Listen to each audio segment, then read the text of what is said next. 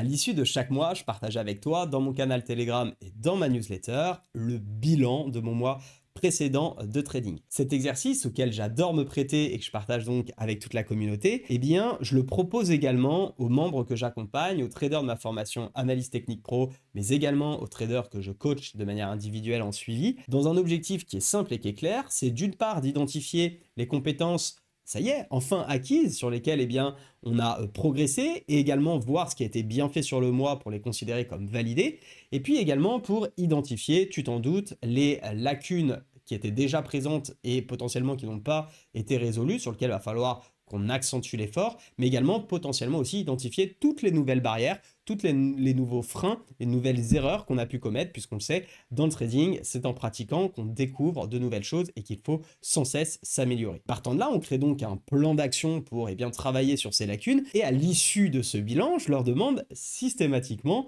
de me faire leurs objectifs pour le mois qui vient notamment. Et cette fois-ci, tu as pas de chance mon cher Raphaël puisque ça tombe sur toi, mais Raphaël qui nous a rejoint récemment s'est effectivement prêté au jeu et m'a sorti comme objectif de vouloir finir positif à la fin du mois. Et pour moi, c'est une catastrophe de démarrer un mois de trading avec comme objectif de vouloir finir positif. Dans cette vidéo, j'ai justement de partager 3 problématiques liées à cet objectif qui font que selon moi, ça va te mettre dans des dispositions extrêmement complexes pour pouvoir générer de la bonne performance et qui plus est pour atteindre cet objectif. Si tu ne me connais pas encore, sois le bienvenu dans cette vidéo. Moi c'est Riquet, je suis un passionné des marchés financiers, d'analyse technique et de trading et aujourd'hui j'accompagne les particuliers à atteindre les objectifs qui se sont fixés. C'est un nouveau format que je fais ici. Si tu as l'habitude de suivre mes vidéos, eh bien tu vois que c'est un petit peu différent et je voulais savoir tout simplement si ça va te plaire ou pas. Donc n'oublie pas à la fin de la vidéo de me laisser un petit commentaire pour me dire si tu as aimé ce format et bien évidemment commenter tout ce qui pourrait te passer par la tête par rapport à tout ce que je vais te dire. Maintenant que les présentations sont faites, parlons donc de la première problématique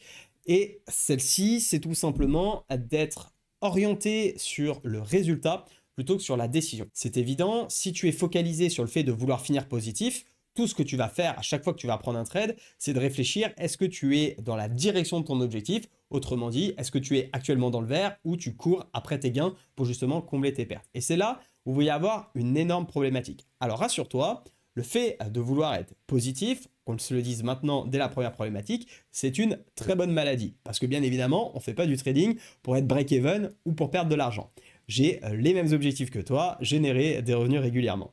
En revanche, par le passé, j'ai beaucoup couru après les pertes ou alors coupé mes gains trop tôt parce que justement, mon objectif, c'était de me rassurer et de me dire ça y est, j'ai fait un mois positif et notamment quand on débute, c'est la problématique de beaucoup, mais aussi quand on est perdant, quand on fait un premier mois positif, on est content, on est rassuré et le deuxième, on a envie de recommencer un petit peu l'exploit en se disant ça y est, enfin je suis rentable. Et en fait, on n'est plus du tout dans une optique de processus de réflexion d'analyse technique, moi ce que j'appelle le processus logique d'analyse technique et de prise de décision, mais on est vraiment orienté dans les résultats. On est dans une optique où finalement on ne va penser plus que par les chiffres. On va plus penser dans les tendances, on va plus penser sur les niveaux, les résistances ou les différents signaux que tu as en fonction de tes stratégies.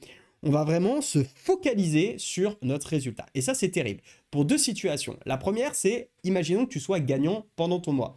Eh bien, quand tu es gagnant, la première problématique que tu vas avoir, c'est tout simplement de dire, ok, c'est mon argent, ça y est, c'est validé, comme si c'était acquis à vitam aeternam quand on fait 1%. Imaginons que tu as un capital de 10 000, tu fais plus 1%, donc tu es à 10 100. Eh bien, tu vas te dire, cool, ça y est, c'est à moi, c'est mes 100 euros. Non, les 100 euros, ils ne seront qu'à toi si tu décides de les retirer et de les mettre sur ton compte en banque. Donc, ce qu'il faut comprendre, c'est que c'est du capital. Et le capital, on l'utilise pour développer nos stratégies de trading et ce capital, le faire travailler sur le long terme. Et je reviendrai sur cet aspect de long terme un peu plus tard. Donc, en se focalisant uniquement sur le fait qu'on va dire que, ok, on est positif et que c'est notre argent, finalement, on va se mettre dans un contexte un petit peu, il faut prendre un peu de la hauteur, mais où on ne veut plus rendre cet argent au marché. Et c'est là où toute la problématique va se causer, parce que finalement, on ne va plus chercher à appliquer des méthodes, on va chercher à ne plus perdre. Et quand on commence à rentrer dans cette optique de ne plus vouloir perdre, ça veut tout simplement dire que la psychologie prend le dessus sur la technique et on ne réfléchit plus que par le résultat. On ne réfléchit plus en termes de prise de décision, de signaux évidents, on va se concentrer uniquement sur est-ce qu'on est dans le vert sur le trade? Est-ce qu'on est dans le vert sur la semaine, sur le jour même, sur l'heure presque parfois? Et donc c'est dramatique, tu le comprends bien, parce que ça va entraîner des gains coupés beaucoup trop tôt, ça va entraîner le fait de passer break-even trop tôt également, mais ça je t'en reparle un petit peu plus tard, tu verras, ça peut être dramatique comme situation. Et puis l'autre position en parallèle, c'est si on n'est pas gagnant pendant le mois, bah alors là, ça va être d'autant plus dur, parce que comme notre objectif et qu'on s'est engagé envers nous-mêmes, et il n'y a rien de pire que de se décevoir soi-même, c'est de vouloir être positif, bah finalement, si on commence par 1, 2 ou 3 stop-loss, ça devient terrifiant. Ça devient terrifiant de trader parce qu'on a l'impression qu'on rentre dans une spirale dans laquelle on n'est plus en capacité de sortir, et surtout, on ne va pas plus exactement atteindre notre objectif. Et donc, on va, de la même manière, couper trop tôt. On ne va plus réfléchir à se dire, OK, j'ai un bon setup, ratio 2, 2,5, 3, OK, je le tiens, c'est normal, c'est ce que je dois faire. On va se dire, OK, si je gagne ce trade, je suis sûr que ça t'est arrivé. Je le sais très bien, ça m'arrive encore quelques fois pour rien te cacher. Si je gagne ce trade, là je suis à -1, je repasse à 0. Let's go, je le tiens. Voire même je passe à +1 par exemple. Et puis arrivé au ratio de 1, tout ce qui ferait qu'on revient à 0, on se dit, attends, si je coupe là, je suis plus négatif. Ça va me faire un bien fou. Et là, bim, on clique. Et finalement, hein, tu connais l'histoire, le trade, parce que tu avais pris de base une bonne décision, eh bien finit par aller au TP.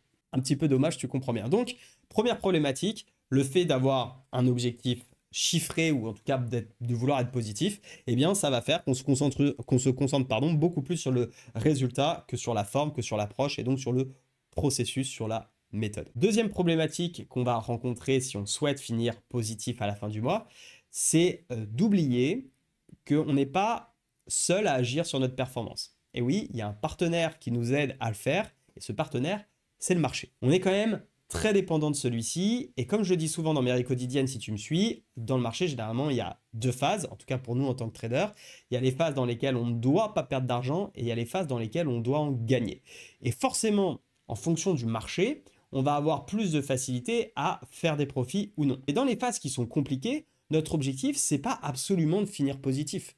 Dans les phases compliquées, qui sont plus indécises, c'est d'abord protéger notre capital. C'est d'abord d'avoir cette approche où finalement, on doit se concentrer sur les bonnes prises de décision pour savoir si on ne s'est pas exposé inutilement. Et surtout, ça va nous permettre de souffler, prendre de la hauteur, éviter le fameux overtrading et le revenge trade, et ça va être bien plus agréable. À titre personnel, justement dans ces phases où il ne faut pas perdre d'argent, eh bien sache que ma méthode, mes façons de travailler, c'est de surfer les tendances. J'ai fait quelque chose de bien banal, mais qui marche plutôt pas mal.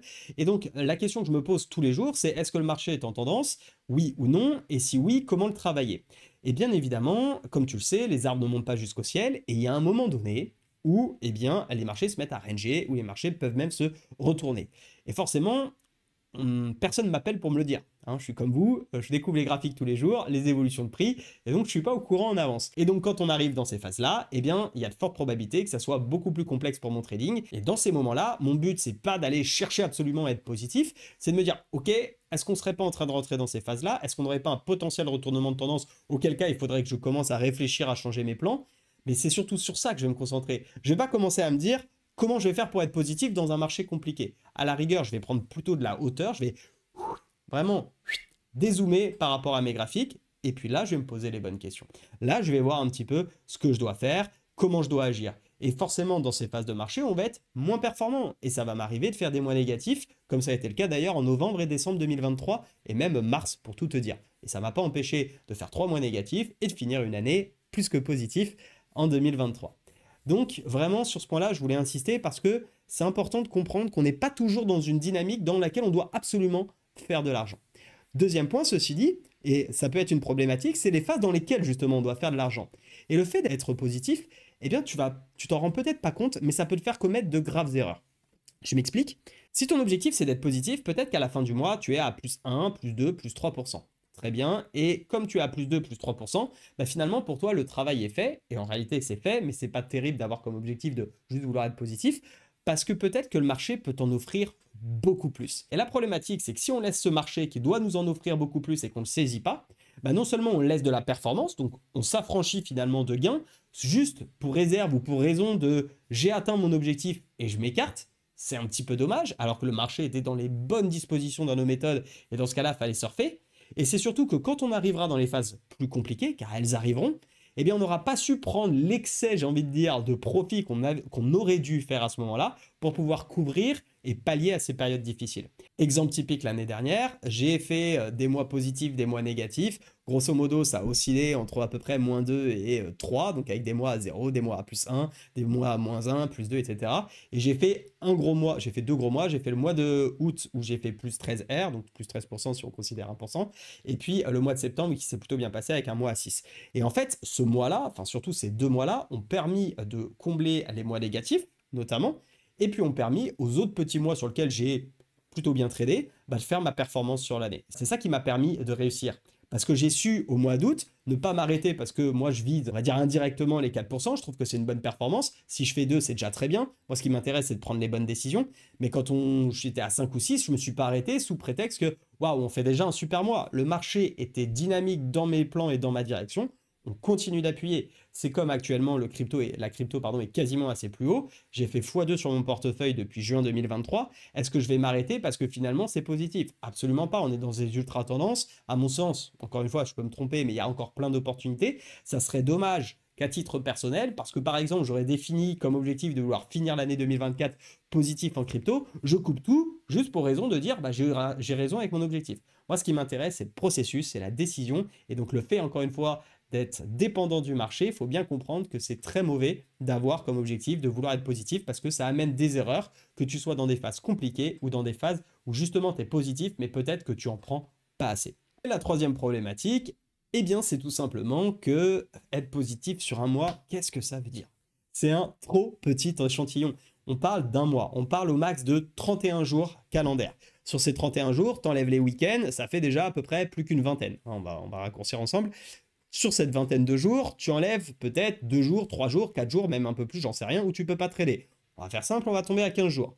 Sur ces 15 jours qui restent, il y a potentiellement des news qui vont te bloquer sur 1 ou 2 jours. Alors, elles pourraient faire partie des jours qu'on ne peut pas trader. Bref, on peut descendre à 14 ou 13 jours. Sur ces 14 ou 13 jours, tu as aussi des jours, alors je ne sais pas comment tu trades, mais sur lesquels tu ne vas pas trader parce que tout simplement, tes plans ne collent pas.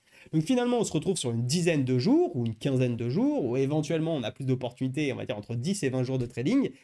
Et c'est un échantillon ridicule pour faire un bilan. Surtout que, regarde, prenons un exemple. Imaginons, on prend le mois de janvier. Du 1er au 31 janvier, tu peux très bien être négatif. Mais maintenant, si je te demande ta performance du 15 au 15, par exemple du 15 janvier au 15 février, peut-être que tu es positif. Donc en réalité, en fonction des dates et des échantillons qu'on prend, ça va changer. C'est pour ça qu'il faut vraiment avoir une vision beaucoup plus long terme et que 30 jours calendaire de trading, ça ne veut absolument rien dire. Et c'est de fait se remettre les mêmes problématiques en tête qu'on a vu précédemment, être dépendant du marché et être résultat orienté, donc orienté par le résultat. Petit vocabulaire de poker qui revient. Donc voilà, ici tu as vraiment les 3 problématiques, donc je t'invite à vraiment définir des objectifs concrets pour t'aider tout simplement à éviter de faire face à ces difficultés. Si maintenant tu es débutant ou que tu galères dans le trading, ce que je peux te proposer, c'est tout simplement de rejoindre la formation que je t'offre, une formation que j'ai conçue. Il y a 1h30 de vidéo, ça va te permettre d'avoir vraiment les bases du trading et ça va te permettre d'en savoir plus sur également ton profil de trader et tu verras que ça t'aidera aussi à définir tes objectifs. Pour moi, c'est tout pour aujourd'hui. N'hésite pas à me dire ce que tu as pensé de cette vidéo en commentaire. Like si tu as aimé le contenu de celle-ci et puis je t'invite à t'abonner. Si tu ne me connaissais pas encore, active la petite cloche. Il y a plein d'autres contenus qui arrivent très prochainement. Je te dis à très vite. Définis bien tes objectifs. Reste prudent sur les marchés et pense processus et méthode. Ciao!